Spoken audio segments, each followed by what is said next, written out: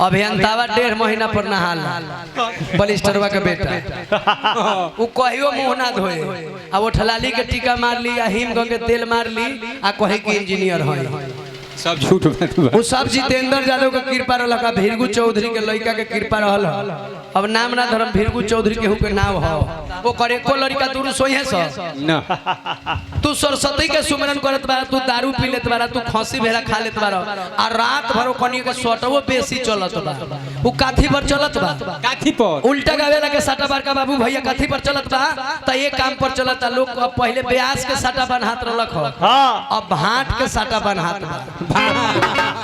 अब देखी लइका गोइल माई के दुआरी पर हां तो देवी जी कब खुद देवी जी करवा पूजा करे जाएंगे हां हमनियो के देवी माई के पूजा भीख मांग के सावन में चढ़ाई ले हमनी के समाज में हमनी के कम में चढ़े हां जौना के कुल देवी कहल जाला हां 1 लाख एक आदमी दे दियो से पूजा ना चढ़ी लेकिन 1 रुपया गांव भर दे दियो से माई के पूजा चढ़ जाए ओही प्रकार से लइका माई के दरवाजा पर गई हां तो माई कब खुश हुई है पूजा करी तो कहीं कि हे माई नील कमल के सुपरस्टार बना दो नील कमल के भरथो शर्मा से ऊपर बना दो तो वरुणल बेला के गाड़ी आगे बढ़े अभी ना के हे माई हमरा के खेसारी के ऊपर कह दो हमरा के पवन सिंह के ऊपर कह दो तो माई कहेन कि ना तो नीचे से एको नंबर ना हो कबे हाँ दूसरा के इज्जत करो तो अपन इज्जत स्वयं मिल जाए हाँ गलती ना हो का कह देनी एगो फिल्म के लय रहे कितना बढ़िया फिल्म के एगो जानवर आदमी के मार देत बा अरवा से बतइबे कोई नहीं हो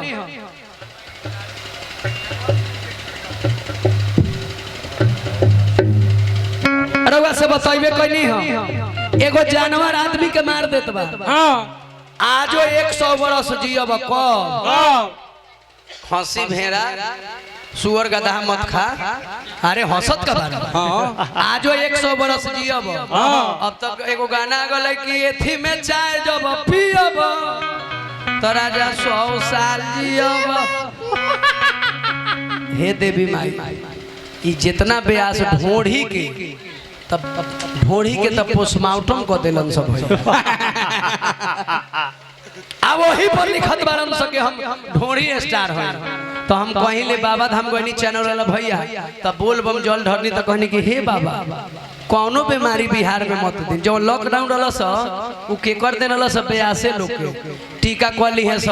अब जैसे एगो अभियंता आइल बने चैनल पर वो डाल दे दवाई दे देतली अभियंतावा 1.5 महीना पर नहाल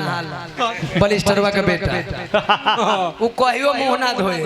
आ वो ठलाली के टीका मार ली आ हिम के तेल मार ली आ कहे कि इंजीनियर है सब झूठ वो सब जितेंद्र यादव के कृपा रहल का भीरगू चौधरी के लड़का के कृपा रहल अब नाम ना धरम भीरगू चौधरी के नाम हो अब बताई अब जे रामायण के बात कहत बा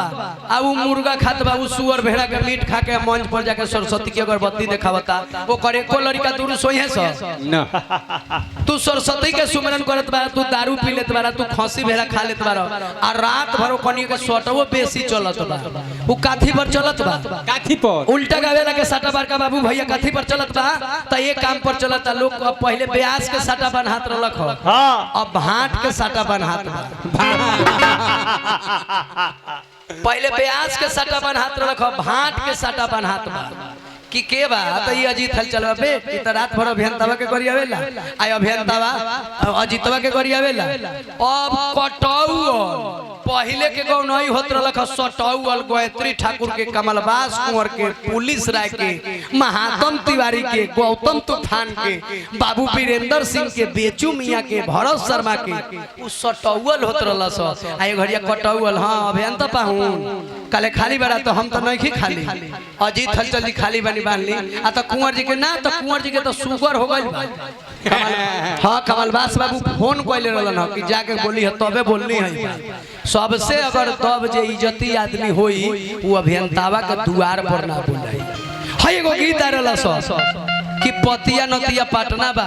आ देवरा प्रसादी चटना बा विचार करी ई माई के हमनी के अंग बा कौन मेहरारू होई जी कौन मेहरारू होई कि अपना मर्द के नतिया के बेटा कही एगो फिल्म में गाना रहे कि भला है बुरा है